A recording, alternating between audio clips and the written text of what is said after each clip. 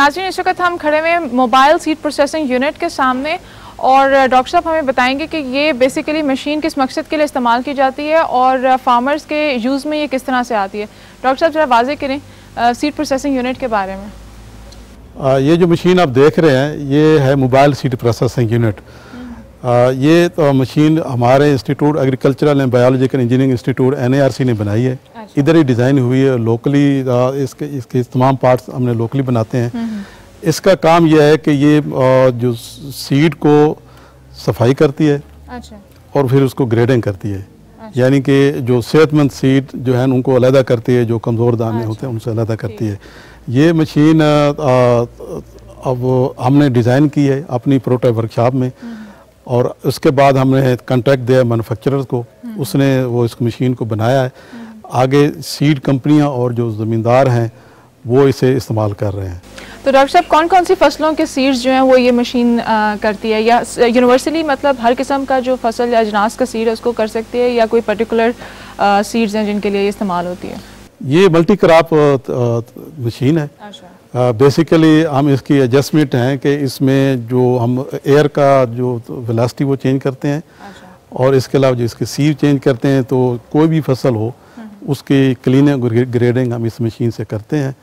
और ये आप देख रहे हैं कि ये मशीन अभी हमारे यहाँ NARC पे कुछ 600 एकड़ की जो वीट की हमारी प्रोडक्ट थी प्रोड्यूस थी उसको इस मशीन ने क्लीन करके ग्रेड किया है। अभी ये फील्ड से वापस आई है। तो ये कितनी मुशक्क़त कम कर देती है फार्मर्स की या ज़िम्मेदार की जो फील्ड में काम कर रहे हैं? इस मशीन की वजह से हमें कितना फ़ायदा हो रहा है? इसका ये है कि आप देखेंगे अगर फ़र्क एक मन सीड अगर साफ़ करना हो उसमें देखें कितने बंदे उससे लेबर इन्वॉल्व होगी और कई घंटे लगेंगे और फिर भी वो काम नहीं कर सकेंगे जो ये मशीन करती है। तो बेसिकली ये इसका काम ये है कि ये तो जो हेल्दी सीड है उनको तो जो मरे हुए दाने होते हैं या इमेच्योर उनसे अलग करती है। और इसकी जो बेनिफिट जो फार्मर को ये है कि इसके इस्तेमाल करने के 15 से 20% उनकी जो पैदावार है बढ़ जाती है इस मशीन के साफ किए हुए बीज को इस्तेमाल करने से। तो ये बहुत बड़ा ओवरऑल नेशनल लेवल पर देखें तो कई मिलियन टन जो है ना इस मशीन के इस्तेमाल से ओवरऑल कंट्री को बेनिफिट होता है। तो ये कब डिज़ाइन की थी PRC ने ये मशीन?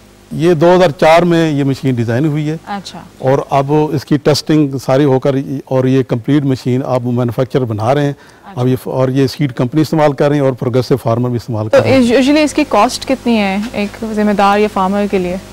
ये इस मशीन के हमने मुख्तलिफ वर्जन बनाए हैं। अच्छा। छोटी भी बनी है, बड़ी भी, डिपेंड करते हैं कि फार्मर को जो सीड कंपनी या फार्मर को कितनी बड़ी साइज की मशीन चाहिए। बिल्कुल, वो तो उसकी सीड की यूटिलिटी पे और लैंड के ऊपर डिपेंड करता है। छोटी मशीन जो वो तकरीबन 1.5 लाख में बन जाती है और ये उससे बड़ी 2 लाख में, और ये मशीन जो पूरी आप देख रहे हैं ये क्लीन ग्रेडिंग करती है, ये 6.5 लाख 7 लाख में बनती है। अच्छा। तो डॉक्टर साहब मैकेनिज्म भी हमारे नाज़रीन को बताते हैं ताकि जो किसान भाई हमें इस वक्त देख रहे हैं उन्हें भी पता चले कि बेसिकली इसका मैकेनिज्म क्या है। पहले मैं आपको इसकी मशीन के कुछ फीचर हैं जो इसकी जो मैं आपको बता दूं। जैसे ये है कि इसकी capacity 2 ton per hour wheat के लिए है और पैडी के लिए 1 टन है, पल्सेस के लिए भी 2 टन है।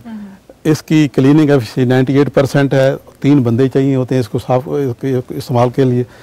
और ऑपरेटिंग कास्ट तकरीबन इसकी 600 से लेकर 1000 रुपये पर टन है। अच्छा।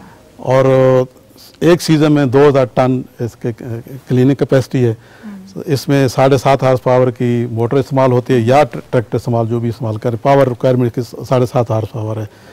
और इसका जो कंपोनेंट है ये जो आप गोल सा डब्बा देख रहे हैं ये एस्पिरेटर हम कहते हैं। अच्छा। ये उसकी बेसिकली फिजिक्स के लॉ इस्तेमाल हो उसमें हम करते हैं। आप ये देख सकते हैं, ये इसकी बात करें डॉक्टर साहब, ये गोल सा डब्बा देख रहे हैं। इसके अंदर हमने मुख्तलिफ मैकेनिज्म है। अच्छा। जो सीड की डेंसिटी को हम इस्तेमाल करते हुए और ये उसको क्लीनिंग करती है। सही। और वहाँ से हम सीड डालते हैं? वहाँ से हम सीड डालते हैं, ऊपर एलिवेटर में जाता है। अच्छा। वहाँ से ये एस्पिरेटर में आता है। ठीक। उसके बाद फिर ये फैन उसको जो लाइट मटेरियल को बाहर फेंक देता है। अच्छा। वहाँ से जो सीड साफ होता है वो इस ग्रेडर पे आता है। ग्रेडर इसके 3 ग्रेड बना देता है, अच्छा सीड, दरमियाना सीड और जो हमें नहीं चाहिए इनर्ट मटेरियल वो वो अलग कर देता है। और यहाँ से जो यूजेबल सीड है ये यहाँ से यूजेबल अच्छा सीड जो है ना वो यहाँ से निकलता है। और इसके बाद ये मशीन भी डॉक्टर साहब ये स्टैंड स्टिल पोजीशन में होती है या इसको भी आप फील्ड में ले जाने के लिए किसी ट्रैक्टर या ट्रॉली के साथ लेकर जाते हैं? इसका ये है कि इसके टायर लगे हुए हैं। अच्छा। अगर थोड़ा फासले पे ले जाना हो तो जैसे एक शहर में 2 कंपनियां और दोनों को एक मशीन भी इस्तेमाल करनी है तो ये टायर लगे हुए एक जगह से दूसरी जगह ले जा सकते हैं। अगर एक कम्युनिटी है, कोई NGO है और एक गांव में या एक विलेज में उनको ये मशीन लेती है तो ट्रैक्टर के से इसे हर एक ज़मींदार अपने घर से ले जाकर अपना सीड वहाँ साफ कर सकता है, फ़ायदा हासिल कर सकता है। बिल्कुल। तो डॉक्टर साहब आप कुछ रिकॉर्ड रखते हैं एंड यूज़र के ये कितने किसानों तक इस तरह की मशीन की इस वक्त अवेलेबिलिटी हो चुकी है और कितने किसान इससे इस वक्त फ़ायदा हासिल कर रहे हैं, या आप लोग सिर्फ रिसर्च और डिज़ाइनिंग के हद तक महदूद हैं, सिर्फ रिसर्च करके डिज़ाइन करके और ट्रांसफ़र ऑफ टेक्नोलॉजी कर देते हैं इंडस्ट्रीज़ को? हमारा मैकेनिज्म ये है कि जब हम मशीन यहाँ डिज़ाइन करते हैं ना मैन्युफैक्चरर को देते हैं, वो इसे उसकी मास प्रोडक्शन करता है और हम उसको टेक्निक गाइडेंस देते हैं। फिर हम फार्मर फील्ड पे जाते हैं, वहाँ पे टेस्टिंग करते हैं इसकी और एग्रीकल्चर डिपार्टमेंट के साथ कोऑपरेट करते हैं। फिर जो फार्मर जिसको चाहिए वो मशीन परचेज करते हैं मैन्युफैक्चरर से।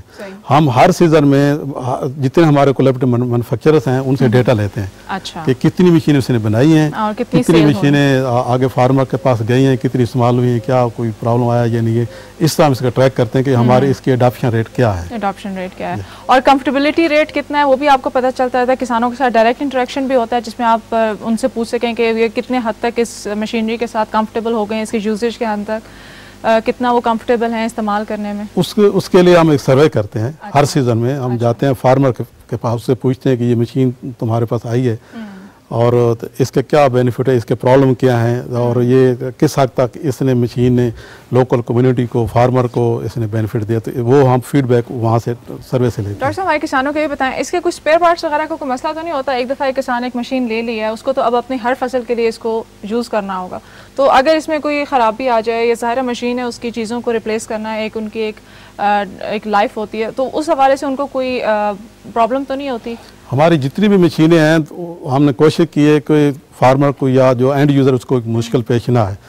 वहाँ लोकल जो होते हैं वर्कशॉप, वहाँ वो उसकी रिपेयर करा सकते हैं। अच्छा। और तमाम स्पेयर पार्ट जो है ना वो इनको अवेलेबल हैं। जो क्रिटिकल पार्ट्स हैं वो मैन्युफैक्चरर को सप्लाई कर देते, उसके वहाँ आउटलेट होते हैं हर शहर में। और बाकी जो जैसे बेयरिंग वगैरह हैं या दूसरी और चीज़ें वो लोकली अवेलेबल हैं, तो इसका कोई मसला नहीं फार्मर को। ये कहीं बाहर से कोई नहीं मंगाना होता है, लोकली सारी चीज़ें अवेलेबल हैं।